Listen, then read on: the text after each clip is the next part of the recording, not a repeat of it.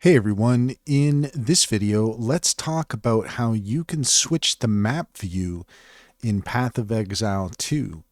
In order to do so, here we are in Path of Exile 2, and there's a couple ways of doing this depending on what you're looking to do. If you go down here to the menu where the three lines are, click that, then you'll see that you have two options here. You've got the world screen, which you can bring up by pressing U on the keyboard, or you have the overlay map, which you can bring up by pressing tab. Let's go ahead and test those out here real quick. So we're going to press U on the keyboard, and that's going to take us to our world map. And you can see here all the different places that you have visited so far. If you want to close out of that, you could just press escape, or you can press U. And the other map view that you could take a look at is your overlay map. So if you press tab, then you're going to see that you have the map of the area that you're in is going to be overlaid on the screen.